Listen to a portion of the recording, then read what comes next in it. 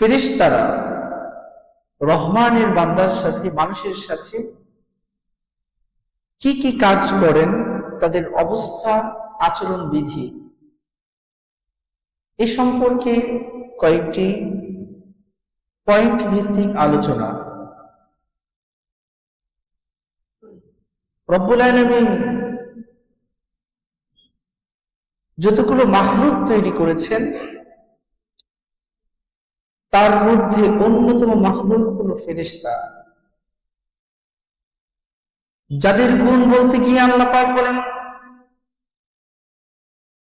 লা ইয়াসুনাল্লাহা মা আমারাহুম ওয়া ইয়াফআলুনা মা ইউমারুন।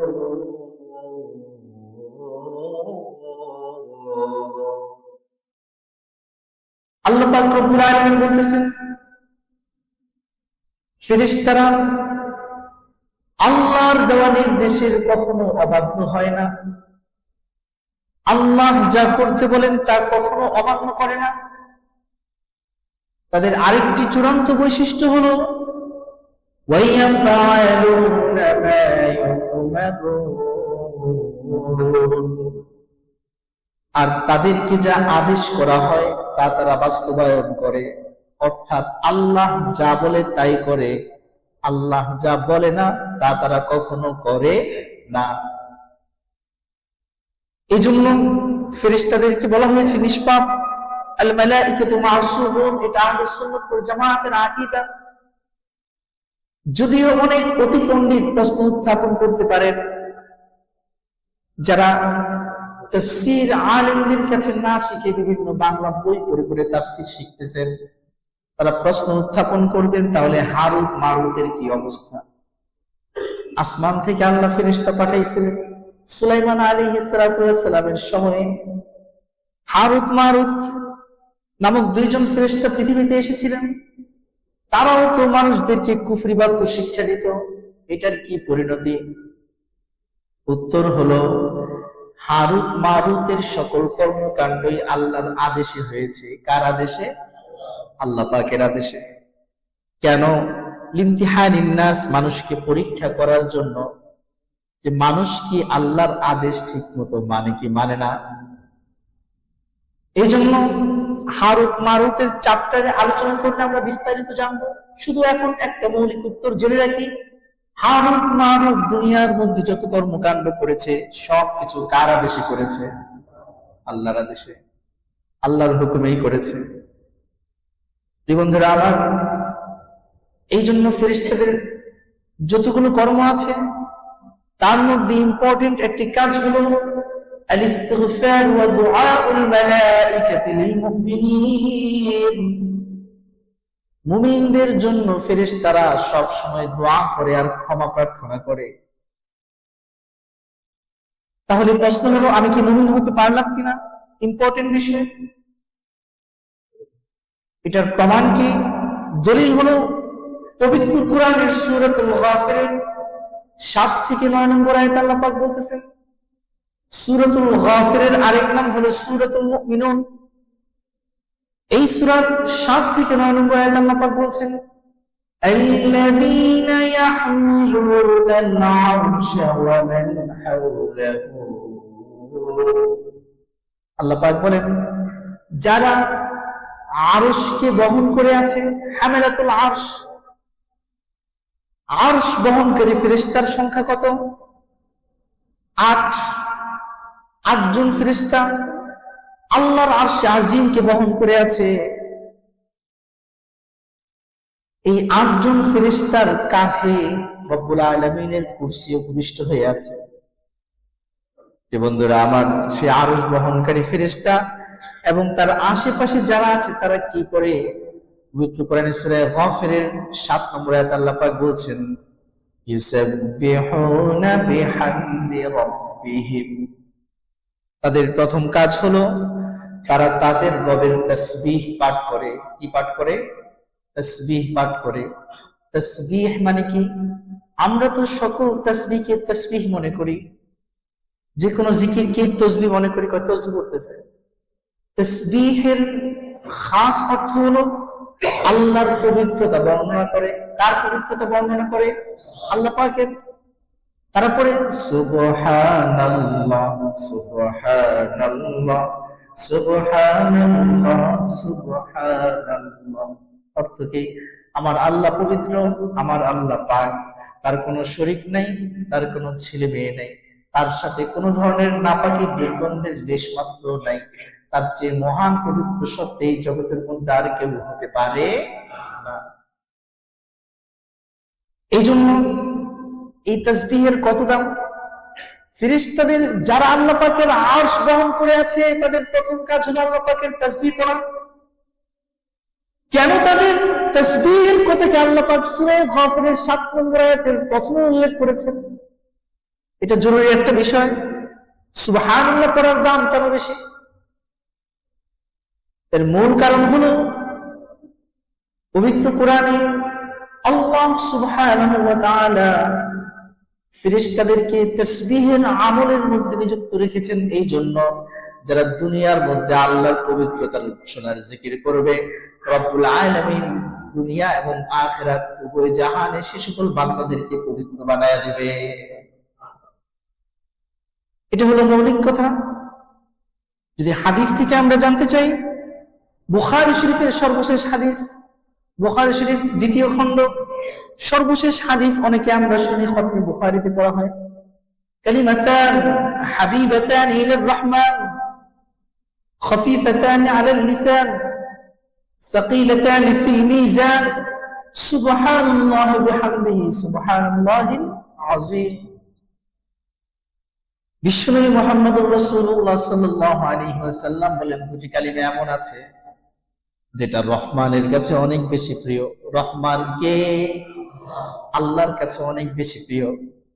হাবিবাতানি ইলার রহমান খফিফাতানি আলাল লিসান। এই দুটি কালিমা আল্লাহর কাছে এত প্রিয়, কিন্তু জবান দিয়ে উচ্চারণ করতে একেবারে হালকা পাতলা, কোনো কষ্ট হয় না। এই পড়েন না সুবহানাল্লাহ, কষ্ট হয়েছে নাকি? অনুমতি দেওয়ার জন্য আপনাদেরকে উচ্চারণ করাইলাম, কোনো কষ্ট হয় নাই।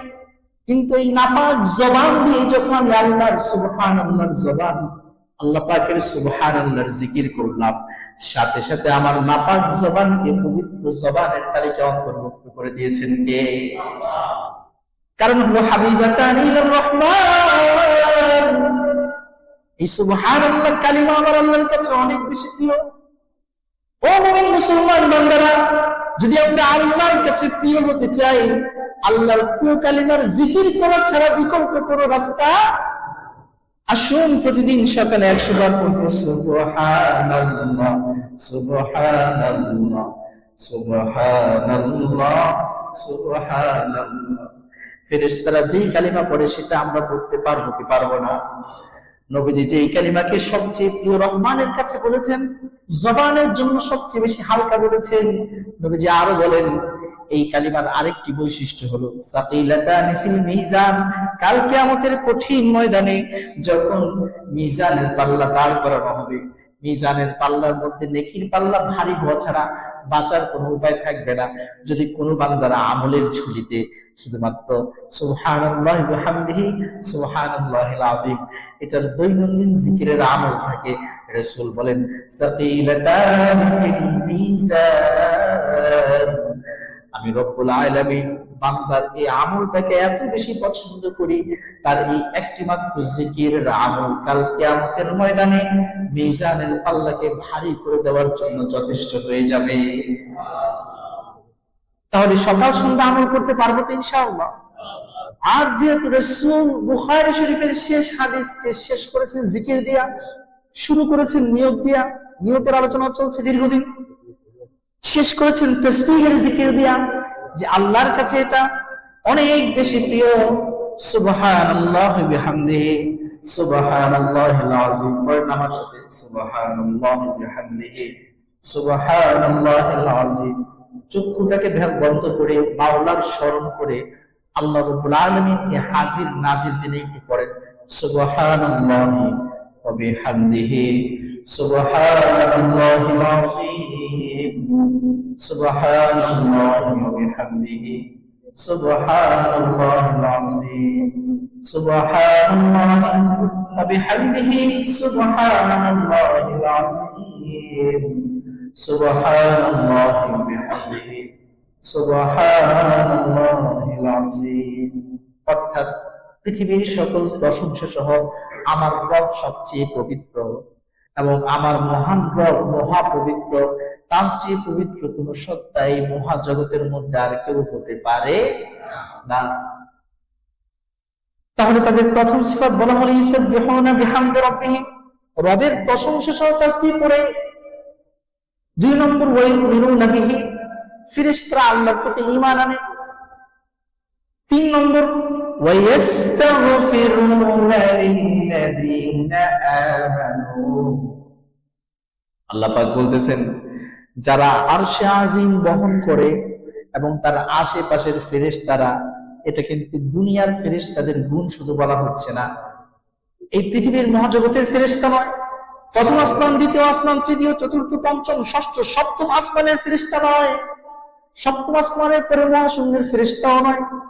রব্বুল আলামিন সরাসরি বলছেন যে কুরসি আরশে আজিম বহমান, যে আরশ 8 জন ফেরেশতা বহন করে আছে, সেই আরশ বহনকারী ফেরেশতা এবং তার আশেপাশের ফেরেশতাদের গুণ হলো ওয়ায়াস্তাগফিরুনা লিল্লাযীনা আমানু, এই সকল ফেরেশতারা যারা ঈমানদার তাদের জন্য আল্লাহর কাছে ক্ষমা চাইতে থাকে।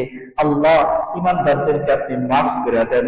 আল্লাহ যারা করেছে লা ইলাহা ইল্লাল্লাহ মুহাম্মাদুর রাসূলুল্লাহ,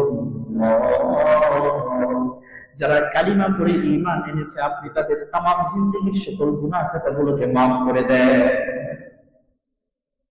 তাহলে আমাদের জন্য আরশে আজিমের ফেরেশতারা ইস্তিগফার করে কার কাছে, কিভাবে করে সেটা আল্লাহ উল্লেখ করে দিয়েছেন।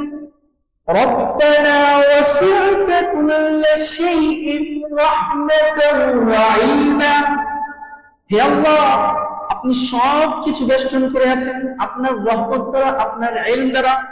দুনিয়ার কোনো কিছু আল্লাহর রহম ছাড়া চলতে পারে না, দুনিয়ার কোনো কিছু আল্লাহর ইলমের বাহিরে, আল্লাহর নলেজের বাহিরে চলতে পারে না। আল্লাহর নলেজের বাহিরে সবকিছুই অচল। অচল কি আল্লাহর নলেজের বাহিরে কোনো কিছুই নাই, আল্লাহর নলেজের বাহিরে কোনো কিছুই নাই, কারণ কিছু বস্তুটাকেও আল্লাহ বানাইছে। এজন্য প্রিয় বন্ধুরা আমার, ওয়াসি'তা কুল্লা শাইইন রাহমাতান ওয়া ইলমা, সবকিছু আপনি আপনার রহমত আর ইলম দিয়ে বেষ্টন করে রেখেছেন। ফাগফির লিল্লাযীনা তাবু, সুতরাং আপনি ওই সকল বান্দাদেরকে মাফ করে দেন যাদের তওবার গুণ আছে। বান্দাই গুনাহ করবে, ফেরেশতা গুনাহ করবে না, কারণ ফেরেশতাদেরকে আল্লাহ রোবট করে বানাইছে, যে চাবি দিয়া দেয় তাই করতে পারে, এর বাইরে তারা আর কোনো কাজ করতে পারে না। কিন্তু আল্লাহ মানুষদেরকে গুনাহের শক্তি দিয়ে বানাইছেন। মানুষের যেমন পাপ করার শক্তি আছে, ঠিক একইভাবে পুণ্য করার শক্তি আছে। মানুষ চাইলে ভালো কাজও করতে পারে, চাইলে খারাপ কাজও করতে পারে। আপনার সামনে যদি একটা ফুল রাখা হয়, আবার যদি একটা আগুন জ্বালায় দেওয়া হয়, আপনি চাইলে ফুলও ধরতে পারেন, আগুনও ধরতে পারেন। এমন তো নয় যে আপনি ফুলে হাত দিতে চাইতেছেন কিন্তু আগুন ধরে ফেলছেন, এমন হয় নাকি? হয় না। তাহলে আমাদেরকে কাজ করার ইচ্ছা শক্তি, স্বাধীনতা প্রদান করেছেন কে? কেন? পরীক্ষা করার জন্য। বলেন কেন? পরীক্ষা করার জন্য। এজন্য মানুষ মাত্রই ভুল হবে, তার গুনাহ হবে, এটা ক্ষতিকর কোনো বিষয় না। ক্ষতির বিষয় হলো গুনাহ হওয়ার পর তওবা না করা। গুনাহ হওয়ার পর কি না করা? তওবা না করা। যে বান্দা গুনাহ করতে করতে করতে করতে অন্তর কালো হয়ে যায়, তার তওবা আর নসিবে জুটে না, তওবা করতে ভালো লাগে না। কিন্তু যার অন্তরে ঈমান আছে, যার অন্তরে ঈমান আছে, আল্লাহর প্রতি ভালোবাসা আছে, আল্লাহর প্রতি অগাধ বিশ্বাস রয়েছে, তার যখন গুনাহ হয়ে যায় তার অন্তরটা মোচড় দিয়ে ওঠে, আহ ভুল হয়ে গেছে, ইস কাজটা কি ঠিক করলাম, আল্লাহ মাফ করে দেন, আর করবো না, আস্তাগফিরুল্লাহ, আস্তাগফিরুল্লাহ, আল্লাহ ভুল হয়ে গেছে, মাফ করে দেন আল্লাহ। এই যে অনুভূতি, রাসূল বলেন হাদিসের মাঝে, ইদা ইযা আসাআতকা সাইয়্যাতুকা ওয়া সাররাতকা হাসানাতুকা, যখন মুমিন বান্দা, কোন মানুষ যখন ভালো কাজ করলে তার ভালো লাগে, ডোনেশন করেছে ভালো লেগেছে, মসজিদে দান করেছে ভালো লেগেছে, নামাজ পড়েছে ভালো লেগেছে, দাওয়াতের কাজ করেছে ভালো লেগেছে, সকাল সন্ধ্যা তাসবিহের আমল করেছে ভালো লেগেছে, তাহাজ্জুদের সালাত আদায় করেছে ভালো লেগেছে, স্ত্রী সন্তান পরিবার পরিজনের জন্য ভালো খাবার দাবারের ব্যবস্থা করেছে ভালো লেগেছে, বুঝতে হবে তার অন্তরে ঈমান আছে। আবার যখন কোনো মানুষ কোনো খারাপ কাজ করে ফেলে, মদ খেয়েছে, ভুল হয়ে গেছে, গান শুনে ফেলেছে, ইস নবীজি তো কানের মাঝে গান গেলে তার দুটি আঙ্গুল ঢুকাই দিতেন, গান শুনতেন না, আবার তারা ভুল হয়ে গেছে, আল্লাহ আর গান শুনবো না, যদি আমার সুরের ছন্দের স্বাদ মিটাতে হয় প্রয়োজনে কোরআনের সুর শুনবো, গজলের সুর শুনবো, ইসলামী সঙ্গীত শুনবো, বাদ্যযন্ত্রহীন গান শুনবো, কিন্তু আল্লাহ পাকের যে নিষিদ্ধ গান, যে গানকে আল্লাহ হারাম করেছেন, সেই গান আমি কখনো শুনবো। এই অনুভূতি যখন কারো অন্তরে জাগ্রত হয়, গুনাহ হয়ে গেছে, কোন মেয়ের দিকে নজর গিয়েছে, স্পর্শ হয়ে গিয়েছে, নাউজুবিল্লাহ, আল্লাহ ভুল হয়ে গেছে মাফ করে দেন, আল্লাহ ভুল হয়ে গেছে মাফ করে দেন, যদি এই অনুভূতি জাগ্রত হয়, নবীজি বলেন আমি মুহাম্মদুর রাসূলুল্লাহ সাক্ষ্য দিলাম, ওই মুমিন বান্দার অন্তরে আল্লাহ পাক ঈমানের নূর জ্বালায়া দিয়েছে। আল্লাহ পাক তার অন্তরে ঈমানের নূর জ্বালায়া দিয়েছেন। হাদিসের কথা, আমার কথা না ভাই, হাদিসের কথা। এজন্য রাসূল বলছেন, আল্লাহ পাক বলছেন সূরা গাফিরের 7 নম্বর আয়াত কিংবা সূরা মুমিনুনের 7 নম্বর আয়াত, ওয়াস্তাগফিরুনা লিল্লাযীনা আমানু, কিভাবে বলে? বলে তারা ফাগফির লিল্লাযীনা তাবু, হে আল্লাহ তাদেরকে মাফ করে দেন যারা তওবা করে। মানুষ গুনাহ হবেই, গুনাহ হওয়ার পর কি করতে হবে? আস্তাগফিরুল্লাহ। বলেন গুনাহ হওয়ার পর কি করতে হবে? আস্তাগফিরুল্লাহ, আল্লাহ ভুল হয়ে গেছে মাফ করে দেন, আল্লাহ আমি দুর্বল, আমার দ্বারা গুনাহ হয়ে যায়, আল্লাহ আমাকে গুনাহ থেকে বেঁচে থাকার শক্তি দান করে দেন। পায়খানাকে দেখলি যেমন আমার ঘৃণা জন্ম নেয়। ভাই গুনাহ কেন হয়? কেন গুনাহ হয়? পায়খানা কি সবার কাছে খারাপ? মাসি পায়খানা খায় না? উত্তর দেন, মাসি পায়খানা খায় কি খায়? এবার পাগলও কি খায়? পায়খানা খায়। পাগলে, অনেক পাগল দেখছি ডাস্টবিনে ময়লা খাচ্ছে, পায়খানা হাতে খেয়ে ফেলতেছে। আপনি তো কোন কি অবস্থা! ইন্না লিল্লাহ। এই যে আপনার রুচি, আপনার রুচি সুস্থতা, আপনার কাছে পায়খানা ভালো লাগছে না, খারাপ লাগছে। পাগলের তো সেই রুচি নাই, তার রুচি নষ্ট হয়ে গেছে, এই জন্য তার কাছে ওটা কি লাগতেছে? ভালো লাগতেছে। ঠিক একই ভাবে গুনাহ খারাপ লাগা এটা একটা রুচির বিষয়, ইবাদত করতে ভালো লাগা এটা রুচির বিষয়। এই রুচি কোন রুচি বলেন? এই রুচির নাম হলো ঈমান। এই রুচির নাম কি? নাকি রুচি চানাচুর? রুচি চানাচুর না, এই রুচির নাম কি? সবাই বলেন, এই রুচির নাম কি? ঈমান। ঈমানের রুচি যার অন্তরে প্রবিষ্ট হয়ে যাবে, ঈমানের রুচি যার অন্তরে ঢুকে যাবে, তার মদ খাইতে ভালো লাগবে না, গান শুনতে ভালো লাগবে না, নারীর দিকে তাকাইতে ভালো লাগবে না, সুদ খাইতে ভালো লাগবে না, ঘুষ খাইতে ভালো লাগবে না, তার কোনো খারাপ কাজ করতে ভালো লাগবে না, বরং তার নামাজ পড়লে ভালো লাগবে, রোজা রাখলে ভালো লাগবে, দান খয়রাত করলে ভালো লাগবে। যখন আল্লাহ পাকের বিধানগুলো পালন করবে, তার অন্তরে আনন্দে আত্মহারা হয়ে যাবে। কারণ কি? তার অন্তরে কিসের রুচি প্রবিষ্ট হয়েছে? ঈমানের রুচি। কিসের রুচি? ঈমানের রুচি। নবীজি বলছেন এটা হলো ঈমানের আলামত। আল্লাহর ফেরেশতারাও তাদের জন্য, যদি আমি গুনাহ হইলে এই রুচিটা আমি ঢুকাইতে পারি, গুনাহ আমার হয়ে যায়, কিন্তু গুনাহ হওয়ার পর তওবা করার অভ্যাস গড়তে হবে। একটা প্রেসক্রিপশন দেব কিনা, কি করলে তওবার অভ্যাস গড়বে, জানতে চান কিনা? কারা কারা জানতে চান কি করলে তওবার অভ্যাস গড়বে? আল্লাহু আকবার, হাত নামান। আজকে থেকে একটা আমল করবেন, খোদার কসম খেয়ে বলতে পারি, আমি লিখে দিব, আপনি যদি মদখোর হন নামাজি হয়ে যাবেন, ঘুষখোর হইলে ঘুষ ছেড়ে দিবেন, মাগিখোর হলে মেয়েখোর হলে মেয়ে ছেড়ে দিবেন। যে কোনো গুনাহের কাজের অভ্যাস যদি আপনার থাকে, কসম খেয়ে বলতে পারেন 4 মাস আপনি লাগাতার এই আমলটা করেন, আল্লাহ পাক আপনার অন্তরের মধ্যে অ্যান্টিভাইরাস ঢুকায়া কুফরি, শিরকি, বিদআতি, গুনাহের সমস্ত নোংরামি আর রুচিকে নষ্ট করে ঈমানের রুচি দিয়ে আমাদের অন্তরটাকে পরিবর্তন করে দিবেন। আমলটা হলো সকাল সন্ধ্যা আমরা 100 বার পড়বো আস্তাগফিরুল্লাহ। কি করবো? সবাই বলেন না, কি করবো? আমার সাথে বলেন, আল্লাহ ভুল হয়ে গেছে, মাফ করে দেন। আল্লাহ ডাকবেন না মুহাব্বতে, আল্লাহ আমরা তোমার দুর্বল বান্দা, তোমার পথ চলার তৌফিক দান করেন। এই জন্য এগুলো বলবেন। আল্লাহ আমি না আপনাকে অনেক ভালোবাসি, বলেন বলেন, আল্লাহ আমি না আপনাকে অনেক ভালোবাসি। আরে ভাই, বড় ভালোবাসেন, কতটাই ভালোবাসার কথা বলছেন। আল্লাহরে বলতে পারেন না, আল্লাহ আমি তোমার অনেক ভালোবাসি, আমাকে সঠিক রেখো, ভালো রেখো, বলতে পারেন না? পারতে পারেন না? বললে কার ভালো লাগে? কেন? কেন? আল্লাহর ভালো লাগে বিধাই আল্লাহ পাক জিকির চালু করেছেন বান্দার মধ্যে। এই বান্দা, সকাল সন্ধ্যা জিকির কর। ইয়া আইয়ুহাল্লাযীনা আমানু যিকরান কাসীরা। আল্লাহ পাক বলছেন, বান্দারে তোমরা সকাল সন্ধ্যা আমার নামের জিকির করো। কে বলছেন? আবার বলেন নাই শুধু জিকির করো, বলছেন বেশি বেশি জিকির করো। কার নামের জিকির হবে? কেন জিকির হবে? ভালো লাগে কার? বান্দা জিকির করে জমিনে, আল্লাহ জিকির করে বান্দার আসমানে। বান্দা জিকির করে জমিনে, আল্লাহ জিকির করে কোথায়? আসমানে। হাদিসের মধ্যে আপনারা জানবেন। এই জন্য প্রিয় বন্ধুরা, মাঝে মাঝে বলবো এগুলো, বলেন আল্লাহ ভুল হয়ে গেছে, মাফ করে দেন। এই অনুভূতি জাগ্রত করবেন, মাঝে মাঝে আল্লাহর প্রতি ভালোবাসা প্রকাশ করবেন। এটাও ঈমানের একটি অংশ। এজন্য যদি আমরা তওবার গুণ অর্জন করি, আর যে আমলটি দিলাম সকাল সন্ধ্যা 100 বার পড়ব আস্তাগফিরুল্লাহ আস্তাগফিরুল্লাহ আস্তাগফিরুল্লাহ আস্তাগফিরুল্লাহ। আর বন্ধু, শুরুতে বলেছিলাম ফেরেশতারা সুবহানাল্লাহ পড়ে, আবার এখন বললাম যে তওবার গুণ অর্জন করতে হলে ইস্তিগফারের আমল করতে হবে। অনেক পণ্ডিত প্রশ্ন করে, হুজুর সুবহানাল্লাহ আগে পড়বো না আস্তাগফিরুল্লাহ আগে পড়বো? সুবহানাল্লাহ আগে পড়বো না আস্তাগফিরুল্লাহ আগে পড়বো? উত্তর জেনে নেন।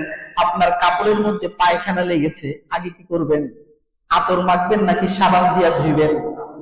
এই কথা বলেন, আতর মাখবেন নাকি সাবান দিয়া ধুইবেন? যদি আমাদের অন্তরে গুনাহের কালিমা লেগে থাকে, প্রথম কাজ হলো এটাকে ইস্তিগফার করে পরিষ্কার করা। ইস্তিগফার করে কি করা? পরিষ্কার করা। এই জন্য সবাই একটা আমলকে নিজের জন্য ওয়াজিব করে নেই, শরীয়তের ওয়াজিব না, নিজের জন্য এই আমলটাকে লাজিম করে নেই, আবশ্যকীয় করে নেই। সকাল সন্ধ্যা আমরা পড়বো আস্তাগফিরুল্লাহ আস্তাগফিরুল্লাহ আস্তাগফিরুল্লাহ আস্তাগফিরুল্লাহ আস্তাগফিরুল্লাহ। পড়েন পড়েন পড়েন, আস্তাগফিরুল্লাহ আস্তাগফিরুল্লাহ আস্তাগফিরুল্লাহ আস্তাগফিরুল্লাহ আস্তাগফিরুল্লাহ আস্তাগফিরুল্লাহ। কি ফায়দা হবে? সূরা গাফিরের মধ্যে আল্লাহ পাক বললেন, ফেরেশতারা যে বলবে ফাগফির লিল্লাযিনা তাবু, যারা তওবা করেছে তাদেরকে মাফ করে দেন। ফেরেশতাদের মাফির দোয়া পেতে হলে দুনিয়ার মধ্যে তওবার গুণ অর্জন করতে হবে। আর তওবার গুণ অর্জন করার জন্য আমাদের আমল হলো সকাল সন্ধ্যা 200 বার ইস্তিগফারের আমল করা। সকাল সন্ধ্যা কতবার? সকালে 100 বার, সন্ধ্যায় 100 বার। আপনি সিগারেট ছাড়তে পারছেন না, পরেন পরেন 4 মাস করে তারপর আমার সামনে আসেন, বললেন যে হুজুর এখনো সিগারেট ছাড়তে পারিনি। আপনার যদি কোনো নিয়মতান্ত্রিক গুনাহ থাকে, আপনি নামাজ পড়তে পারছেন না, 5 ওয়াক্ত নামাজ জামাতে আপনার হয় না, 4 মাস করে 3 চিল্লা 4 মাস আপনি করে দেখেন। আমি বলতে পারি আল্লাহ পাক অটোমেটিক আপনার দিলের মধ্যে ঈমানের রুচি ঢেলে দিবেন। তখন নামাজ না পড়লে আপনার মাঝে অস্থিরতা তৈরি হবে। মক্ষর যেমন মদ না খাইলে পাগল হয়ে যায়, হিরোচ্ছি যেমন হিরোট না খাইলে পাগল হয়ে যায়। আমরা নিয়মিত ভাত খাই 3 বেলা, ক্ষুধা লাগলে আমাদের ক্ষুধা জাগ্রত হয়, ভাত খাওয়ার জন্য আমরা পেরেশান হয়ে যাই, নাস্তা কিংবা ফুড গ্রহণের জন্য আমরা অস্থির হয়ে যাই। ঠিক একই ভাবে রব্বুল আলামিন আপন কুদরত দ্বারা আমাদের অন্তরে ঈমানের এমন রুচি দান করবেন, যে রুচির কারণে আমরা মসজিদে আইসা জামাতে হাজির করতে পাগল হয়ে যাব। এই আমলটি করার প্রয়োজন আছে না নাই? কি আমল? বারবার কেন বলছি যেন মুখস্থ হয়ে যায়। একটা কথা যখন বারবার বলা হয় তখন সেটা মাথার ভিতরে ঢুকায় দেন কে? আল্লাহ পাক।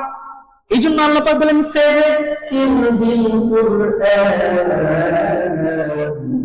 আপনি কোরআন দিয়ে মানুষদেরকে উপদেশ দেন, কোরআন দিয়ে কথা বলেন, হিদায়াত দান করবেন কে? আল্লাহ সুবহানাহু ওয়া তাআলা। বন্ধুরা আমার, যারা তওবা করবে তাদেরকে আল্লাহ মাফ করে দেন। ফাগফির লিল্লাযিনা তাবু, 2 নম্বর ওয়াত্তাবাউ সাবিলা, যারা আপনার কোরআনকে মানে আপনার পথে চলে। আল্লাহর পথ কিসের পথ? কোরআনের পথ। আল্লাহর পথ কিসের পথ? কোরআনের পথ, তার নবীর হাদিসের পথ, সুন্নাহের পথ। ওয়াত্তাবাউ সাবিলা, ফি সাবিলিল্লাহ বলেন, ফি সাবিলিল্লাহ অর্থে আল্লাহর রাস্তায়, সাবিল মানে তোমার পথ। ওয়াত্তাবাউ সাবিলা, যারা ইত্তিবা করে তোমার সাবিলের, তোমার পথের, অর্থাৎ যারা অনুসরণ করে তোমার রাস্তার।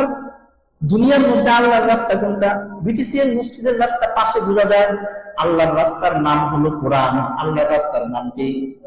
কোরআন অনুযায়ী যারা জীবন চালায় তারা কার রাস্তায় চলে? আল্লাহর রাস্তায় চলে। ওয়াকিহিম আযাবাল জাহিম, যারা তওবা করে, ঈমান আনে, এই গুণগুলো অনুসরণ করে, তাদের জন্য ফেরেশতারা 3 নম্বর দোয়া করে, আয় আল্লাহ, আপনার বান্দা ভুলে গুনাহ করে ফেলছে, আপনি তারে মাফ করে দেন, আপনার পথে চলার তৌফিক দান করেন। আয় আল্লাহ, ওয়াকিহিম আযাবাল জাহিম, তাকে জাহান্নামের আগুন থেকে আপনি নাজাত দিয়ে দেন, জাহান্নামের আগুন থেকে নাজাত দিয়ে দেন। তাই ফেরেশতাদের দোয়া কি বৃথা যাবে?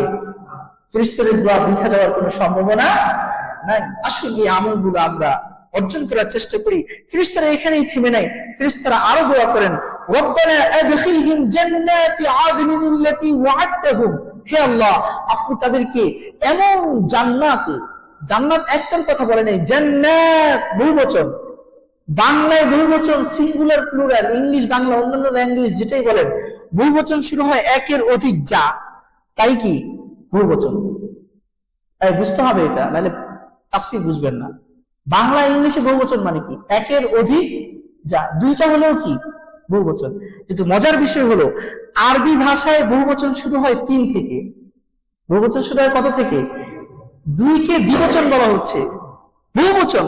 এখানে রব্বুল আলামিনের ফেরেশতারা আমাদের জন্য যে দোয়া করেন, সেখানে শুধু জান্নাতিন বলেন নাই, এক বচন বলেন নাই, দ্বিবচনও বলেন নাই, জান্নাতাইন এটাও বলেন নাই, বলছেন জান্নাত। হে আল্লাহ, আপনি আপনার এই বান্দাদেরকে, আপনি আপনার এই ঈমানদার বান্দাদেরকে আপনার অগণিত বাগ বাগিচা জান্নাতের মধ্যে প্রবেশ করায় দেন। এজন্য হাদিসের মধ্যে আসছে, বহুবচন কেন আনা হলো? তাফসীর কোথায়? হাদিসের মধ্যে আসছে যে সরিষা পরিমাণ দানা নিয়ে জান্নাতে যাবে, কিয়ামতের ময়দানে যাবে, সরিষা পরিমাণ ঈমান নিয়ে যে কিয়ামতের ময়দানে হাজির হতে পারবে, রব্বুল আলামিন সবচেয়ে সর্বনিম্ন ঈমানের মালিক, যে আল্লাহ পাক তাকে এমন জান্নাত দিবেন, এত বড় জান্নাত দিবেন, যেই জান্নাতের একটি জান্নাতের পরিমাণ হবে এই 10 দুনিয়ার সমপরিমাণ বড়। পৃথিবী 10টা যত বড়, তার সমপরিমাণ জান্নাত সর্বনিম্ন ঈমানের অধিকারী ব্যক্তিকে দান করবেন। তাহলে আমার নবীকে আল্লাহ পাক কি দান করবেন? আমার নবীকে আল্লাহ পাক কি দান করবেন? এখান থেকে অনুমেয় করা যায়। আমার নবীকে আল্লাহ পাক কি দিবেন? আবু বকরকে কি দিবেন? উমর, ওসমান, আলী, আশারে মুবাশশিরা, উম্মাহাতুল মুমিনিন, তাদেরকে আল্লাহ পাক কি দিবেন আমরা কল্পনাও করতে পারি না। এখান থেকে বুঝে গেল সর্বনিম্ন ঈমানের অধিকারীকে যদি 10 দুনিয়া পরিমাণ জান্নাত দেওয়া হয়, তাহলে আমরাও আল্লাহর কাছে জান্নাতের আশা করতে পারি কি পারি না? এই জন্য ঈমানকে মজবুত করা, আমলকে মজবুত করা যদি করা যায়, তাহলে সেই স্থানে প্রবেশ করা যাবে, সেই রব্বে কারীমের জান্নাতে প্রবেশ করা যাবে। ফেরেশতারা যার ক্ষেত্রে বলেছেন ওয়া'আদতাহুম, ও আল্লাহ, তুমি না বলছো মুমিনদেরকে জান্নাতে ঢুকাইবা, জাহান্নাম থেকে বাঁচাইয়া দিবা, তাদেরকে তুমি তোমার ওয়াদা মতো জান্নাতে প্রবেশ করায় দাও। আল্লাহ তো নিজেই ওয়াদা রক্ষা করে, আবার সেই আল্লাহর ফেরেশতারা কেন আবার ওয়াদার কথা স্মরণ করায় দেন? কারণ যাতে করে রব্বুল আলামিনের রহম মুমিন বান্দাদের প্রতি অঝোরধারায় বর্ষিত হতে থাকে। যেটা আল্লাহ পাকের রহমত মুমিন বান্দাদের প্রতি অঝোরধারায় কি হতে থাকে? বর্ষিত হতে থাকে। এই জন্য ফেরেশতারা আবার স্মরণ করেন, আপনি না কইছেন দিবেন, দেন নাকি? দিয়ে দেন। আল্লাহু আকবার। কেমন করে দোয়া করছিলেন? এখানেই শেষ নয়। আল্লাহ পাক বলেন, ওয়ামান সালুহা মিন আবাইহিম ওয়া আজওয়াজিহিম ওয়া যুররিয়াতিহিম, একজন মুমিন বান্দা সে যে নিজেই জান্নাতি হবে তা না, এবং পবিত্র কোরআনের সূরা গাফিরের ৮ নম্বর আয়াতে কথাই বলছে যে ওয়ামান সুলুহা মিন আবাইহিম, এই নেক বান্দা ঈমান আনছে, ওর বাপ দাদাদের মধ্যে যারা ভালো তাদেরকেও আল্লাহ জান্নাতে প্রবেশ করাবে। ওয়াজওয়াজিহি, তার স্ত্রী যদি ৪-৫টাও থেকে থাকে, তার স্ত্রীদের মাঝে যারা ভালো তাদেরকেও তুমি জান্নাতে প্রবেশ করায় দাও। এখানেই শেষ নয়, ওয়াজুরিয়াতিহিম, তার বংশধর নাতি পুতি খুঁটি যা আছে নিচের দিকে, এদের মধ্যে যারা ঈমানদার তাদেরকেও তুমি তোমার জান্নাতে প্রবেশ করায় দাও। কি চমৎকার দোয়া, আল্লাহু আকবার। তাহলে এই ফেরেশতারা মুমিন বান্দাদের জন্য সব সময় আল্লাহ পাকের তাসবিহ করে, আবার তাদের জন্য ক্ষমা, জান্নাত লাভের দোয়া, জাহান্নাম থেকে মুক্তির দোয়া, এগুলোরা ফেরেশতারা করতে থাকে। ও বন্ধুরা, সেই ফেরেশতাদেরকে আমরা আমাদের ঘরে দেখতে চাই কারা কারা? আল্লাহু আকবার। তাহলে হাত নামান, হাত তুললে হবে না।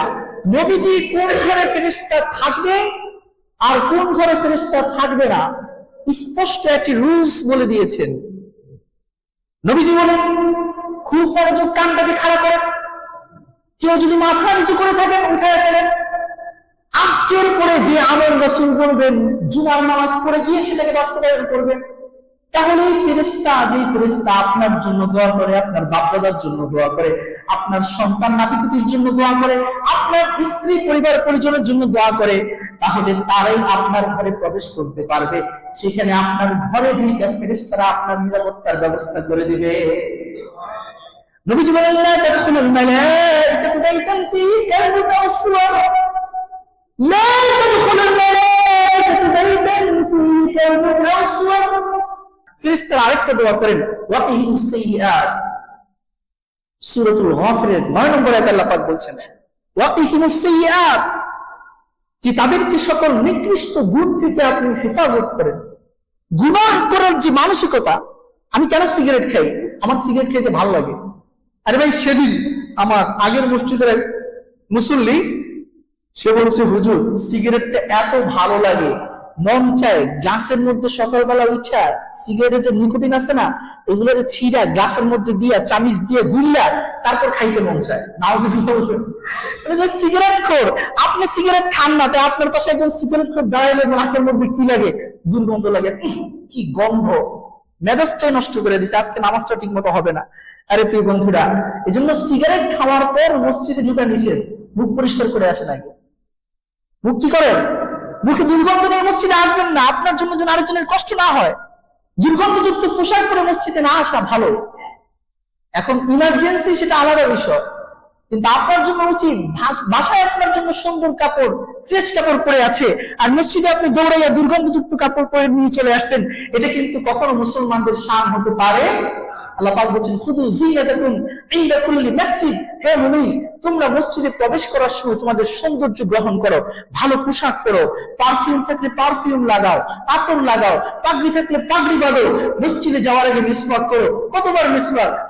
রাসূল সাল্লাল্লাহু আলাইহি ওয়াসাল্লাম বলেন, ওযু করার সময় মিসওয়াক করো, গোসল করার আগে মিসওয়াক করো, ঘুম থেকে উঠে মিসওয়াক করো, মসজিদে প্রবেশ করার পর ওযুর সময় যদি মিসওয়াক হয়ে যায়। কোন কোন বর্ণনায় সাহাবায়ে কেরামদের পাওয়া যায়, তারা যখন ইকামত হয়ে যায়, নামাজের মধ্যে দাঁড়ায়, তখন তারা মিসওয়াক করতেন। সুবহানাল্লাহ। তাহলে পরিষ্কার পরিচ্ছন্নতাকে সর্বাধিক গুরুত্ব দিয়েছেন মুহাম্মদুর। যেটা মিলে গেল, ফেরেশতারা দোয়া করবে তার জন্য, তার অন্তরের মধ্যে খারাপ কাজ করার যে বাসনা সেটাকে আপনি দূর করে দেন, তার অন্তরটাকে পরিষ্কার করে দেন। এই দোয়াটা কত গুরুত্বপূর্ণ। রব্বুল আলামিন অন্য আয়াতে বলেন, কদ আফলাহা মান তাযাক্কা। আল্লাহ পাক বলেন, যে নিজের আত্মাকে বিশুদ্ধ করে নিল, সে দুনিয়া ও আখিরাত উভয় জাহানে সফল কাম হয়ে গেল। সে উভয় জাহানে সফল কাম। তাহলে বিশুদ্ধ আত্মার অধিকারী দুনিয়াতেও সফল কাম, আখিরাতেও কি সফল কাম। তাহলে এই সাফল্য অর্জন করতে গেলে ফেরেশতাদের এই দোয়ার দরকার আছে না নাই? কুকুরের সাথে বন্ধুত্ব করে, কুকুরের সাথে বন্ধুত্ব করে, কারণ কি? কুকুর রাত্রে জায়গা থেকে সকালে বলছেন, আবার বলেন নাই শুধু জিকির করে, বলছেন বেশি বেশি জিকির করো। কার নামে জিকির হবে? কেন জিকির হবে? ভালো লাগে কার? বান্দা জিকির করে জমিনে, আল্লাহ জিকির করে বান্দার আসমানে। বান্দা জিকির করে জমিনে, আল্লাহ জিকির করে কোথায়? আসমানে। হাদিসের মধ্যে আপনারা জানবেন। এই জন্য প্রিয় বন্ধুরা, মাঝে মাঝে বলবে এগুলো, বলেন আল্লাহ ভুল হয়ে গেছে, মাফ করে দেন। এই অনুভূতি জাগ্রত করবেন, মাঝে মাঝে আল্লাহর প্রতি ভালোবাসা প্রকাশ করবেন, এটাও ঈমানের একটি অংশ। এজন্য যদি আমরা তওবার গুণ অর্জন করি, আর যে আমলটি দিলাম সকাল সন্ধ্যা 100 বার করব, আস্তাগফিরুল্লাহ আস্তাগফিরুল্লাহ আস্তাগফিরুল্লাহ আস্তাগফিরুল্লাহ। বন্ধু শুরুতে বলেছিলাম ফেরেশতারা সুবহানাল্লাহ পড়ে, আবার এখন বললাম যে তওবার গুণ অর্জন করতে হলে ইস্তিগফারের আমল করতে হবে। অনেক পণ্ডিত প্রশ্ন করে, হুজুর সুবহানাল্লাহ আগে পড়ব না আস্তাগফিরুল্লাহ আগে পড়ব? সুবহানাল্লাহ আগে পড়ব না আস্তাগফিরুল্লাহ আগে পড়ব? উত্তর জেনে নেন। আপনার কাপড়ের মধ্যে পায়খানা লেগেছে, আগে কি করবেন? আতর মাখবেন নাকি সাবান দিয়া ধুইবেন? এই কথা বলেন, আতর মাখবেন নাকি সাবান দিয়া ধুইবেন? যদি আমাদের অন্তরে গুনাহের কালিমা লেগে থাকে, প্রথম কাজ হলো এটাকে ইস্তিগফার করে পরিষ্কার করা। ইস্তিগফার করে কি করা? পরিষ্কার করা। এই জন্য সবাই একটা আমলকে নিজের জন্য ওয়াজিব করে নেই, শরীয়তের ওয়াজিব না, নিজের জন্য এই আমলটাকে লাজিম করে নেই, আবশ্যকীয় করে নেই।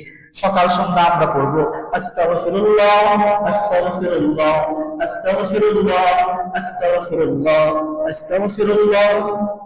পড়েন পড়েন পড়েন, আস্তাগফিরুল্লাহ আস্তাগফিরুল্লাহ আস্তাগফিরুল্লাহ আস্তাগফিরুল্লাহ আস্তাগফিরুল্লাহ আস্তাগফিরুল্লাহ। কি ফায়দা হবে?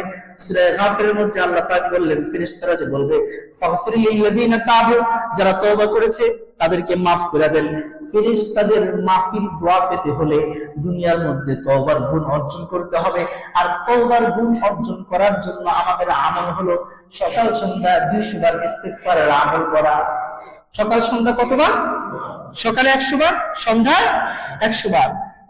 আপনি সিগারেট ছাড়তে পারছেন না, করেন করেন 4 মাস করে, তারপর আমার সামনে আসেন বলেন যে হুজুর এখনো সিগারেট ছাড়তে পারিনি। আপনার যদি কোনো নিয়মতান্ত্রিক গুনাহ থাকে, আপনি নামাজ পড়তে পারছেন না, 5 ওয়াক্ত নামাজ জামাতে আপনার হয় না, 4 মাস করেন, 3 চিল্লা 4 মাস আপনি করে দেখেন।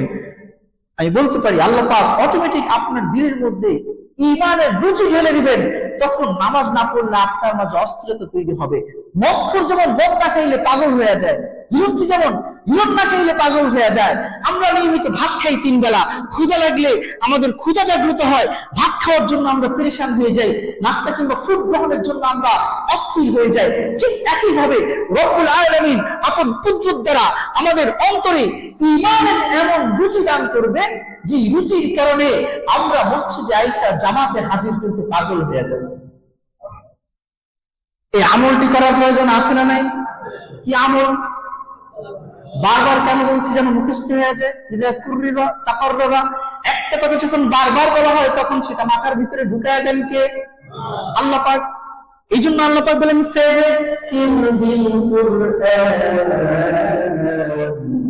আপনি কোরআন দিয়ে মানুষদেরকে উপদেশ দেন, কোরআন দিয়ে কথা বলেন, হেদায়েত দান করবেন কে?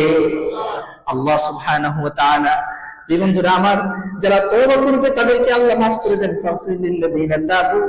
2 নম্বর ওয়াত্তাবাউ সাবিলাক, যারা আপনার কোরআনকে মানে আপনার পথে চলে। আল্লাহর পথ কিসের পথ? কোরআনের পথ। আল্লাহর পথ কিসের পথ? কোরআনের পথ, তার নবীর হাদিসের পথ, সুন্নাহের পথ। ওয়াত্তাবাউ সাবিলাক ফি সাবিলিল্লাহ বলেন, ফি সাবিলিল্লাহ অর্থাৎ আল্লাহর রাস্তায়। সাবিলুকা মানে তোমার পথ। ওয়াত্তাবাউ সাবিলাক, যারা ইত্তিবা করে তোমার সাবিলের, তোমার পথের, অর্থাৎ যারা অনুসরণ করে তোমার রাস্তার। দুনিয়ার মধ্যে আল্লাহর রাস্তা কোনটা? বিটিসিএল মসজিদের রাস্তা পাশে বোঝা যায়। আল্লাহর রাস্তার নাম হলো কোরআন। আল্লাহর রাস্তার নাম কি? কোরআন অনুযায়ী যারা জীবন চালায় তারা কার রাস্তায় চলে? আল্লাহর রাস্তায় চলে। ওয়াকিহিম আযাবাল জাহিম, যারা তওবা করে, ঈমান আনে, এই গুণগুলো অনুসরণ করে, তাদের জন্য ফেরেশতারা 3 নম্বর দোয়া করে, আয় আল্লাহ, আপনার বান্দা ভুলে গুনাহ করে ফেলছে, আপনি তারে মাফ করে দেন, আপনার পথে চলার তৌফিক দান করেন। আয় আল্লাহ ওয়াকিহিম আযাবাল জাহিম, তাকে জাহান্নামের আগুন থেকে আপনি নাজাত দিয়ে দেন, জাহান্নামের আগুন থেকে নাজাত দিয়ে দেন। ভাই, ফেরেশতাদের দোয়া কি বৃথা যাবে? ফেরেশতাদের দোয়া বৃথা যাওয়ার কোনো সম্ভাবনা নাই। আসুন এই আমলগুলো আমরা অর্জন করার চেষ্টা করি। ফেরেশতারা এখানেই থেমে নাই, ফেরেশতারা আরো দোয়া করেন, রব্বানা আদখিলহিম জান্নাতি আদনিন আল্লাতী ওয়া'আদতাহুম, হে আল্লাহ আপনি তাদেরকে এমন জান্নাতে, জান্নাত একটার কথা বলে নাই, জান্নাত বহুবচন, বাংলায় বহুবচন, সিঙ্গুলার প্লুরাল, ইংলিশ বাংলা অন্যান্য ল্যাঙ্গুয়েজ যেটাই বলেন, বহুবচন শুরু হয় একের অধিক যা, তাই কি বহুবচন। বুঝতে হবে এটা, নাহলে তাফসীর বুঝবেন না। বাংলা ইংলিশে বহুবচন মানে কি, একের অধিক যা, দুইটা হলেও কি বহুবচন। কিন্তু মজার বিষয় হলো আরবি ভাষায় বহুবচন শুরু হয় 3 থেকে। বহুবচন শুরু হয় কত থেকে? 2 কে দ্বিবচন বলা হচ্ছে বহুবচন। এখানে রব্বুল আলামিনের ফেরেশতারা আমাদের জন্য যে দোয়া করেন, সেখানে শুধু জান্নাতিন বলেন নাই, এক বচন বলেন নাই, দ্বিবচনও বলেন নাই, জান্নাতাইন এটাও বলেন নাই, বলছেন জান্নাত। হে আল্লাহ, আপনি আপনার এই বান্দাদেরকে, আপনি আপনার এই ঈমানদার বান্দাদেরকে আপনার অগণিত বাগ বাগিচা জান্নাতের মধ্যে প্রবেশ করায় দেন। এজন্য হাদিসের মধ্যে আসছে বহুবচন কেন আনা হলো, তাফসীর কোথায়? হাদিসের মধ্যে আসছে যে সরিষা পরিমাণ দানা নিয়ে জান্নাতে যাবে, কিয়ামতের ময়দানে যাবে, সরিষা পরিমাণ ঈমান নিয়ে যে কিয়ামতের ময়দানে হাজির হতে পারবে, রব্বুল আলামিন সবচেয়ে সর্বনিম্ন ঈমানের মালিক, যে আল্লাহ পাক তাকে এমন জান্নাত দিবেন, এত বড় জান্নাত দিবেন, যেই জান্নাতের একটি জান্নাতের পরিমাণ হবে এই 10 দুনিয়ার সমপরিমাণ বড়। পৃথিবী 10টা যত বড়, তার সমপরিমাণ জান্নাত সর্বনিম্ন ঈমানের অধিকারী ব্যক্তিকে দান করবেন। তাহলে আমার নবীকে আল্লাহ পাক কি দান করবেন? আমার নবীকে আল্লাহ পাক কি দান করবেন? এখান থেকে অনুমেয় করা যায়। আমার নবীকে আল্লাহ পাক কি দিবেন? আবু বকরকে কি দিবেন? ওমর, ওসমান, আলী, আশারে মুবাশশিরা, উম্মাহাতুল মুমিনিন, তাদেরকে আল্লাহ পাক কি দিবেন আমরা কল্পনাও করতে পারি না। এখান থেকে বুঝে গেল সর্বনিম্ন ঈমানের অধিকারীকে যদি 10 দুনিয়া পরিমাণ জান্নাত দেওয়া হয়, তাহলে আমরাও আল্লাহর কাছে জান্নাতের আশা করতে পারি কি পারি না? এই জন্য ঈমানকে মজবুত করা, আমলকে মজবুত করা যদি করা যায়, তাহলে সেই স্থানে প্রবেশ করা যাবে, সেই রব্বে কারীমের জান্নাতে প্রবেশ করা যাবে। ফেরেশতারা যার ক্ষেত্রে বলেছেন ওয়া'দাহুম, ও আল্লাহ তুমি না বলছো মুমিনদেরকে জান্নাতে ঢুকাইবা, জাহান্নাম থেকে বাঁচাইয়া দিবা, তাদেরকে তুমি তোমার ওয়াদা মতো জান্নাতে প্রবেশ করায়া দাও। আল্লাহ তো নিজেই ওয়াদা রক্ষা করে, আবার সেই আল্লাহর ফেরেশতারা কেন আবার ওয়াদার কথা স্মরণ করায়া দেন? কারণ যাতে করে রব্বুল আলামিনের রহম মুমিন বান্দাদের প্রতি অঝোর দ্বারায় বর্ষিত হতে থাকে। যেটা আল্লাহ পাকের রহমত মুমিন বান্দাদের প্রতি অঝোর দ্বারায় কি হতে থাকে? বর্ষিত হতে থাকে। এই জন্য ফেরেশতারা আবার স্মরণ করেন, আপনি না কইছেন দিবেন, দেন নাকি? দিয়া দেন। আল্লাহু আকবার। কেমন করে দোয়া করছিলেন? এখানেই শেষ নয়। আল্লাহ পাক বলেন ওয়ামান সালুহা মিন আবাইহিম ওয়া আজওয়াজিহিম ওয়া যুররিয়াতিহিম। একজন মুমিন বান্দা সে যে নিজেই জান্নাতি হবে তা না, এবং পবিত্র কোরআনের সূরা গাফিরের 8 নম্বর আয়াতে কথাই বলছে যে ওয়ামান সালুহা মিন আবাইহিম, এই নেক বান্দা ঈমান আনছে, ওর বাপ দাদাদের মধ্যে যারা ভালো তাদেরকেও আল্লাহ জান্নাতে প্রবেশ করায় দেন। ওয়া আজওয়াজিহিম, তার স্ত্রী যদি 4-5টাও থেকে থাকে, তার স্ত্রীদের মাঝে যারা ভালো তাদেরকেও তুমি জান্নাতে প্রবেশ করায় দাও। এখানেই শেষ নয়, ওয়াজুরিয়াতিহিম, তার বংশধর নাতি পুতি খুতি যা আছে নিচের দিকে, এদের মধ্যে যারা ঈমানদার তাদেরকেও তুমি তোমার জান্নাতে প্রবেশ করায় দাও। কি চমৎকার দোয়া, আল্লাহু আকবার। তাহলে এই ফেরেশতারা মুমিন বান্দাদের জন্য সব সময় আল্লাহ পাকের তাসবিহ করে, আবার তাদের জন্য ক্ষমা, জান্নাত লাভের দোয়া, জাহান্নাম থেকে মুক্তির দোয়া, এগুলোরা ফেরেশতারা করতে থাকে। ও বন্ধুরা, সেই ফেরেশতাদেরকে আমরা আমাদের ঘরে দেখতে চাই কারা কারা? আল্লাহু আকবার। তাহলে হাত নামান, হাত তুললে হবে না। নবীজি কোন ঘরে ফেরেশতা থাকবে আর কোন ঘরে ফেরেশতা থাকবে না স্পষ্ট একটি রুলস বলে দিয়েছেন। নবীজি বলেন খুব মনোযোগ, কানটাকে খাড়া করেন, কেউ যদি মাথা নিচু করে থাকেন উঠায় ফেলেন।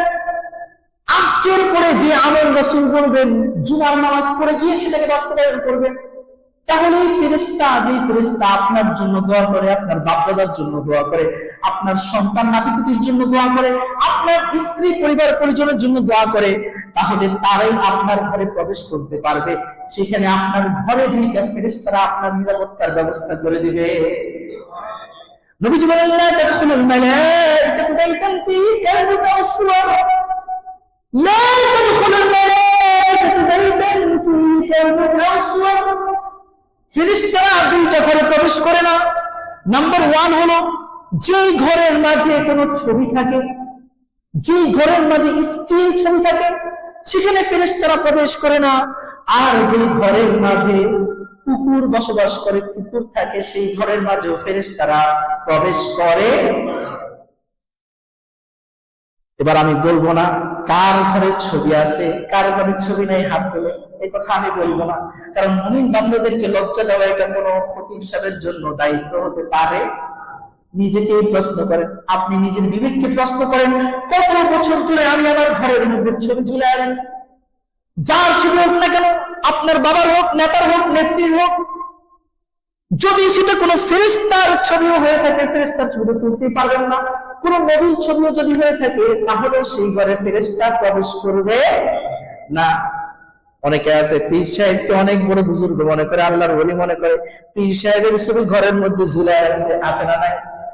ল্যাংটা বাবা, খাজা বাবা, বিভিন্ন বাবার ছবি ঘরের মধ্যে ঝুলায় রাখছে, মনে করে যে তুমি বাবারে ঢুকাইছো ঘরের মধ্যে রহমত পাওয়ার লেগা, কিন্তু এই বাবার ছবি তোমার জন্য সবচেয়ে বড় গজবের কারণ হইয়া দাঁড়াবে। কারণ যে ফেরেশতা সবসময় মুমিন বান্দার জন্য দোয়া করে, তার অধস্তন ঊর্ধ্বস্তন সকল বংশধরের জন্য দোয়া করে, সেই ফেরেশতা যদি আমার ঘরে প্রবেশ করতে না পারে, আমার চেয়ে বড় দুর্ভাগা আল্লাহর জমিনে আর কেউ হতে পারে? নিজের বিবেককে প্রশ্ন করেন, কোশ্চেন ইউরসেলফ। হাত তুলতে বলবো না। কত বছর ধরে আমি ফেরেশতাকে, আল্লাহর নিষ্পাপ মাসুম ফেরেশতাদেরকে আমার ঘরে ঢুকতে দেই নাই। আজকে থেকে আমরা ওয়াদা করি, যার ঘরে আছে যার ঘরে নেই সবাই ওয়াদা করবো ইনশাআল্লাহ, নিয়োগ করব। নিয়োগ করলে কাজ করা, আমল করাকে সহজ করে দিবেন কে? আল্লাহ পাক। যে আমাদের যাদের ঘরে ছবি ঝুলানো আছে, যাদের ঘরে মূর্তি রাখা আছে, যাদের ঘরে বিভিন্ন প্রাণী, জীবন্ত প্রাণী ছবি ঝুলানো আছে, আমরা আমাদের ঘরে ছবি ঝুলিয়ে রাখবো না ইনশাআল্লাহ। আল্লাহ পাক আমাদের সকলকে তৌফিক দান করে বলে আমিন। এখন আমার ঘরে তো ছবি না, আমি হাত তুলছি কেন? যাদের ঘরে ছবি নাই তাদেরকে আমরা দাওয়াত দিব। যাদের ঘরে ছবি নাই তাদেরকে আমরা কি দিব? যাদের ঘরে ছবি নাই তারা আমরা দাওয়াত দিব। কাদেরকে? যাদের ঘরে ছবি আছে। ভাই, তুমি ছবি তো ঝুলায় রাখছো, কি করেছি তুমি জানো? এই যে ছবি ঝুলায় দিছো, এই ছবি ঝুলানোর কারণে আল্লাহ রহমতের ফেরেশতা আমার ঘরে আর তোমার ঘরে প্রবেশ করতে পারে না। অপরাধটাকে নিজের দিকে নিবে। কারণ মানুষ ইগো প্রবলেম কারো থাকতে পারে, কেউ খালি আমারই ভুল দেখে। এই জন্য ভাই, যে ছবি ঝুলায় রাখছো, এই ছবি ঝুলাইলে তো ফেরেশতা, আল্লাহ রহমতের ফেরেশতা মানুষের ঘরে প্রবেশ করে। এই আমলটা করতে পারবো তো ইনশাআল্লাহ? আল্লাহ পাক সবাইকে তৌফিক দান করে বলে আমিন। আরেকটা হলো কুকুর। প্রশ্ন হতে পারে, হুজুর আমরা এই শ্রেণীর মানুষ, আমাদের ঘরে তো পাহাড়দার কুকুর রাখার দরকার আছে না নাই? এই পাহাড়দার কুকুরের দরকার আছে না? আরে সূরা মায়েদার মাঝে আল্লাহ পাক সূরাই নাজিল করেছে, ওয়াল মুকাল্লাবিন, প্রশিক্ষিত কুকুর রাখার কথা আল্লাহ কোরআনে বলছে। আবার হাদিসে বললো কুকুর থাকলে ঘরে ফেরেশতা ঢোকে না। দুইটা তাআরুজ বৈপরীত্যপূর্ণ বক্তব্য হয়ে গেল। এক জায়গায় বলা হয়েছে প্রশিক্ষিত কুকুর রাখতে, আবার হাদিসে বলছে কুকুর থাকলে ঘরে ফেরেশতা প্রবেশ করে না। সমাধান কোথায়? হ্যাঁ, পাহাড়দার কুকুর থাকবে তার কুকুরের রুমে। বলেন পাহাড়দার কুকুর থাকবে কোথায়? কুকুরের রুমে। সবাই বলেন এটা। পাহাড়দার কুকুর থাকবে কোথায়? কুকুরের রুমে। আপনার শিকারী কুকুর, কুকুর দিয়ে শিকার করা যায়।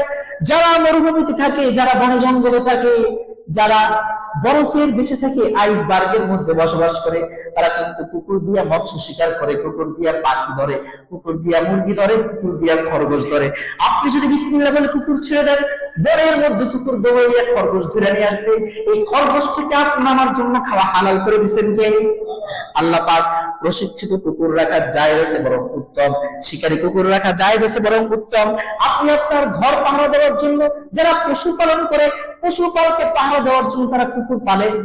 1000 পশুর মধ্যে 4টা কুকুর ছেড়ে দিলে এই 4 কুকুর পুরো পশুকে নিয়ন্ত্রণ করে রাখে। এই কুকুর পালন করা জায়েজ বরং উত্তম। কিন্তু যেটা প্রশিক্ষিত আপনার ব্যবহারের কুকুর, সেটা থাকবে কুকুরের ঘরে, কুকুরের রুমে। আপনার কুকুরের ঘরের কুকুর কেন আপনার বেডরুমে চলে আসে? কথা বলেন ঠিক কিনা? কুকুরের ঘরের কুকুর কেন আপনার হোটেলে খাওয়ার সময় আপনি নিজের জন্য একটা টেবিল বুক করেন, আপনার কুকুরের জন্য আরেকটা টেবিল বুক করেন? হ্যাঁ, কুকুরের ঘরে থাকা কুকুরকে আপনি কেন আপনার গাড়ি আপনার সিটের পাশে বসায় আনেন। ও প্রিয় বন্ধু, মনে রাখবেন, এটা কিন্তু কুকুরকে আপনি প্রাণী হিসেবে গ্রহণ করেন নাই। যে কুকুরকে আপনি আপনার বিছানায় শোয়ান, যে কুকুরকে আপনি আপনার সিটের পাশে বসান, যে কুকুরের জন্য আপনি আপনার সম্পত্তি গুণ করে যান, যে কুকুরকে আপনি আপনার হোটেলে খাবারের সময় তার জন্য আরেকটি চেয়ার বুকিং করেন, আরেকটি টেবিল বুক করেন, এই কুকুর আপনার প্রাণীর কুকুর নয়। এই কুকুরের নাম হলো আপনার ফ্রেন্ড ডগ, আপনার বন্ধু কুকুর। যদিও আপনি মুখে স্বীকার করেন আর না করেন, আপনি চাচ্ছেন কুকুরকে আপনার বন্ধু বানাইতে। কথা বলেন ঠিক কি না? এই জন্য আধুনিক সমাজ ব্যবস্থার মধ্যে স্বামীর থেকে কুকুরের সঙ্গ লাভ করাকে তারা আনন্দের মনে করে। তাই আমার হাজবেন্ডের চেয়ে আমার ডগ অত্যন্ত বিশ্বস্ত বন্ধু। আছে না না? মাথা ঠিক আছে নাকি গেছে? কেন গেছে? পুরানো হাদিসের ইলম নাই। পুরানো হাদিসের কি নাই? ক্ষতি কি? কুকুরকে যখন আপনি আপনার বন্ধু বানাবেন, ক্ষতি কি? কুকুরের স্বভাব আপনার মাঝে প্রবেশ করবে। আপনি মনে করছেন কুকুর হলো সবচেয়ে বিশ্বস্ত, কুকুর হলো সবচেয়ে ভদ্র। আপনার অ্যান্সার ঠিক নয়। কারণ হলো, যদি প্রশ্ন করা হয় পৃথিবীর মাঝে সবচেয়ে ভদ্র প্রাণী কি, কেউ বলতে পারবেন কিনা? পৃথিবীর মাঝে সবচেয়ে ভদ্র প্রাণীর নাম কি? বলেন, সমস্যা নেই, যে বলতে পারলে বলেন। পৃথিবীর মাঝে সবচেয়ে ভদ্র প্রাণীর নাম কি? যে বলতে পারবেন তাকে পুরস্কার দেওয়া হবে। কি? জোরে জোরে। কুকুর। ঘোড়াকে বলছে, ঘোড়াকে বলছে আপনি। বিড়াল। আর কে বলছে? আর কে আছে? কি? বিড়াল। হ্যাঁ, ঘোড়া। এদিকে আসেন, আপনি এদিকে আসেন। Answer right. মুরব্বীর নাম কি? হ্যাঁ, মোহাম্মদ শাহাদাত হোসেন সঠিক উত্তর দিয়েছেন। পৃথিবীর মাঝে সবচেয়ে ভদ্র প্রাণীর নাম হলো ঘোড়া। মারহাবা বলবেন না? ভাই সঠিক উত্তর দেওয়ার কারণে ওনাকে গিফট দেওয়া হচ্ছে আমার পক্ষ থেকে। এটা আমার পক্ষ থেকে হাদিয়া। আপনি কফি খাবেন, জাস্ট ওয়ান। এটা হাদিয়া। গিফট হলো, উপহার হলো আনন্দের বিষয়, এটা পরিমাণের বিষয় না। কথা বলেন ঠিক কি ঠিক না? যেহেতু উনি সঠিক অ্যান্সার দিতে পেরেছেন, অনেক মানুষ আছে কিন্তু উনি সঠিক অ্যান্সার দিয়েছেন, এজন্য আমার পক্ষ থেকে এটা হাদিয়া দিলাম ওনাকে। আপনি এক কাপ কফি খাবেন। হ্যাঁ, অ্যান্সার পেয়ে গেছেন এবং উনি যেভাবে উত্তর দিয়েছেন এর দ্বারা আপনিও জেনে নেন পৃথিবীর মাঝে সবচেয়ে ভদ্র প্রাণীর নাম কি? ঘোড়া। ঘোড়া, ঘোড়া। এবং একমাত্র প্রাণী, হাদিস ঘোড়া নিয়ে বয়ান করলে 2 ঘন্টা চলে যাবে, একমাত্র প্রাণী যেই প্রাণী পায়খানা করলে আল্লাহ পাক আপনার আমলনামায় সওয়াব লিখতে থাকেন। সুবহানাল্লাহ। যে প্রাণী পায়খানা করলে সওয়াব লেখেন কে? আল্লাহ সুবহানাহু ওয়া তাআলা।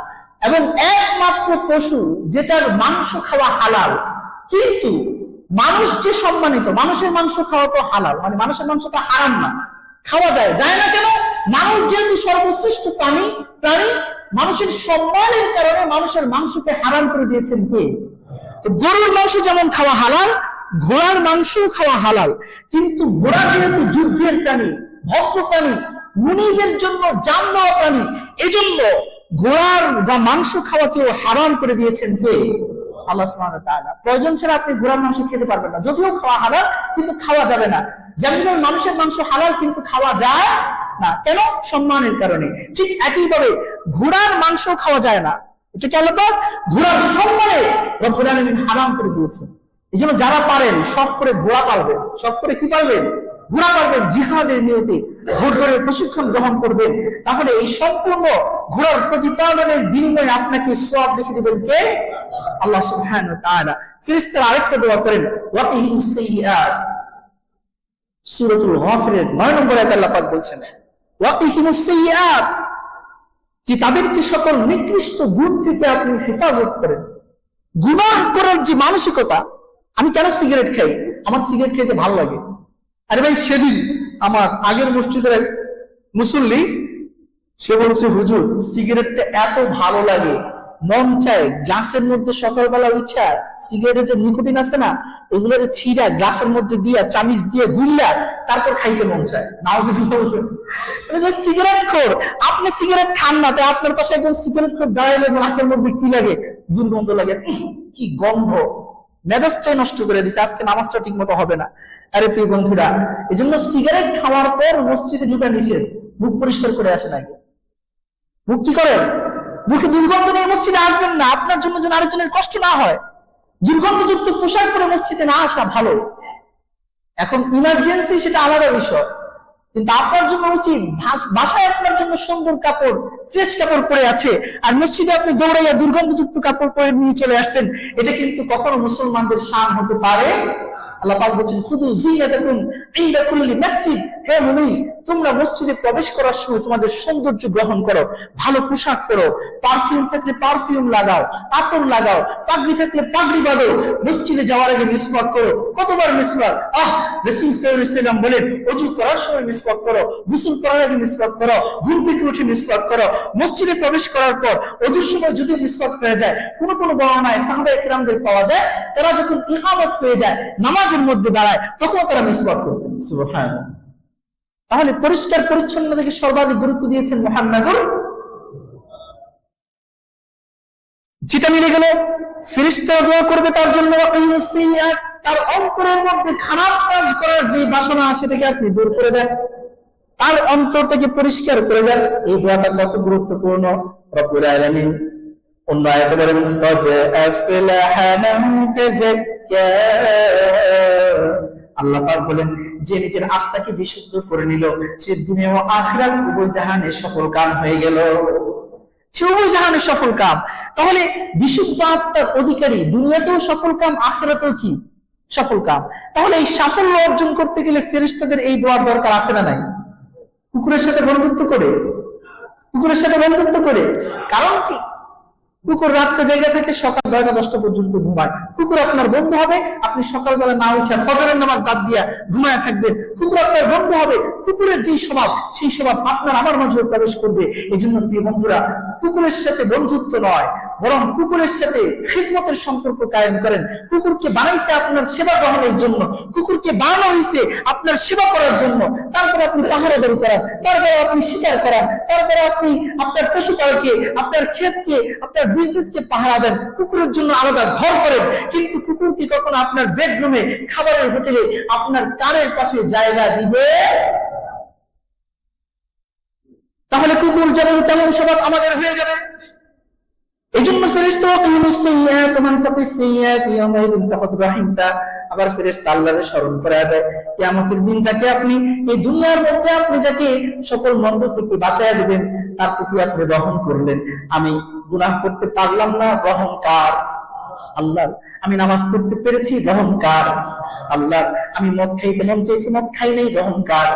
আল্লাহর। গান শুনতে মন চাইছিল, গান শুনি নাই, কোরআন তেলাওয়াত শুনেছি, গজল শুনেছি, রহমটা কার? আল্লাহ পাকের। এজন্য আল্লাহ পাক বলছেন, ফাকাদ রাহিমতা। ফেরেশতারা আল্লাহকে স্মরণ করায় দেয়, আল্লাহ ভুল থেকে যদি বাঁচায় দেন, গুনাহ থেকে যদি বাঁচায় দেন, মন্দ কাজ থেকে যদি আপনি আপনার বান্দাকে বাঁচান, আপনি তো তার প্রতি রহম করছেন। আপনি তো রহমান, আপনার বান্দা হলো আব্দুর রহমান। আপনি যদি বান্দার প্রতি রহম না করেন, বান্দা যাবে কোথায়? আল্লাহ রহম না করলে আমাদের যাওয়ার কোনো রাস্তা নেই। আল্লাহ পাক বলছেন, এটাই হলো চূড়ান্ত সাফল্য। ও বন্ধুরা, বলেছিলাম যে ঘরে ছবি থাকে আর কুকুর থাকে, সেই ঘরের মাঝে ফেরেশতা প্রবেশ করে। এখানে আরেকটি প্রশ্ন হতে পারে, তাহলে টেলিভিশন তো আমাদের প্রত্যেকের ঘরে আছে, আছে না নাই? হ্যাঁ, তো টেলিভিশন থাকলে ফেরেশতা প্রবেশ করবে কি করবে না? জটিল প্রশ্ন, জটিল প্রশ্ন। যেটা সরাসরি দেখা হারাম, সেটা টিভিতে দেখাও কি? উত্তর জেনে নেন, উসুল, মূলনীতি বলে দিই। যেটা সরাসরি দেখা হারাম, সেটা টেলিভিশনে, ইউটিউবে, ফেসবুকে, ভার্চুয়াল মিডিয়ার জগতে, সব জায়গায় সেটা দেখা কি? হারাম। আর যেটা সরাসরি দেখা হালাল, সেটা সব জায়গায় দেখা কি? হালাল। তবে টেলিভিশন, মোবাইলের স্ক্রিন এবং অন্যান্য ভার্চুয়াল যে মিডিয়ার লাইটিং পাওয়ারের মাধ্যমে যে আমাদেরকে আলোর প্রতিচ্ছবি দেখানো হয়, আর প্রিন্টেড ছবি বানানো মূর্তি, এই দুইটার মাঝে একটু তফাৎ আছে। প্রিন্টেড ছবি সেটা বস্তুতে রূপান্তরিত হয়। ছবিটাকে আপনি কাগজে, যে কোনো বস্তুতে অথবা ভাস্কর্য তৈরি করার মাধ্যমে সেটাকে আপনি একটি আকৃতি দান করেন, ফলে সেটা বস্তু হয়ে যায়। আর আমাদের মোবাইলে, টেলিভিশনের মধ্যে যে ছবিগুলো দেখানো হয়, এটা কিভাবে দেখানো হয়? আমি আগে মূলনীতি বলে নিয়েছি, পেঁচাইবেন না। না বুঝতে প্রশ্ন করবেন যে হুজুর, আপনার বক্তব্যের এই অংশ বুঝতে পারি নাই, সময় যেহেতু কম, সকল অংশ বলার সময় নেই। মৌলিক কথাগুলো বলছি, না বুঝলে প্রশ্ন করবেন। আর আমাদের স্ক্রিনে, মোবাইলের স্ক্রিনে এবং লাইট পাওয়ারের মাধ্যমে, আলোক শক্তির মাধ্যমে যে প্রতিচ্ছবি দেখানো হয়, এটা বস্তুতে রূপান্তরিত হয় না। বস্তুর মাঝে আলোর প্রতিবিম্বের মাধ্যমে আমাদের কি দেখানো হয়? ছবিগুলো। আমাদের যে টেলিভিশন ঘরের মাঝে আছে, যদি থেকেও থাকে, আমরা নিষিদ্ধ কোনো বিষয় দেখব না। আমরা আলোচনা, কোরআন তেলাওয়াত শুনতে পারি, ইসলামিক লেকচার সেগুলো শুনতে পারি, এবং ইম্পর্টেন্ট নিউজ সেগুলো আমরা কভার করতে পারি। অবশ্যই আমাকে নজরের হেফাজত করতে হবে। যেগুলো গুনাহের কাজ, আবারও বলছি, যেটা সরাসরি দেখতে গুনাহ, সেটা মোবাইল এবং টেলিভিশনে দেখতেও কি গুনাহ। আর যেটা সরাসরি দেখতে গুনাহ নাই, সেটা মোবাইল এবং টেলিভিশনে দেখতেও কি নাই? গুনাহ নাই। তবে প্রিন্টেড ছবি আর টেলিভিশন এবং মোবাইলের ছবির মাঝে কি আছে? পার্থক্য আছে। তবে এটা নিশ্চিত, যতক্ষণ পর্যন্ত টেলিভিশনের মধ্যে আপনি হারাম কাজ করবেন, হারাম জিনিস দেখবেন, যেটা আল্লাহ পাক নিষিদ্ধ করেছেন, ততক্ষণ পর্যন্ত কিন্তু আপনার ঘরে কোনো ফেরেশতা অবস্থান করবে না। বিষয়টা কি ক্লিয়ার? তাহলে প্রিন্টেড ছবি হারাম, এখানে সবাই একমত। কিন্তু যেগুলো ভার্চুয়াল জগতের ছবি, সেক্ষেত্রে উলামায়ে কেরাম বিভিন্ন বক্তব্য উপস্থাপন করেছেন। এজন্য আমরা তাকওয়ার পথ অবলম্বন করার চেষ্টা করব, যে আমরা প্রয়োজন ছাড়া এগুলো ব্যবহারই করব না। বলেন, প্রয়োজন ছাড়া এগুলো কি করব না? ব্যবহারই করব না। আল্লাহ পাক আমাদের সকলকে ফেরেশতাদের এই দোয়াগুলো লাভ করার তৌফিক দান করেন। আমাদের সকলের ঘর থেকে সকল ছবি মূর্তিগুলোকে বিনাশ করার তৌফিক দান করেন। আমাদেরকে সকাল সন্ধ্যা সুবহানাল্লাহ আমল, ইস্তিগফারের আমলগুলো যথানিয়মে করার তৌফিক দান করেন। আসসালামু আলাইকুম ওয়া রাহমাতুল্লাহি ওয়া বারাকাতুহু।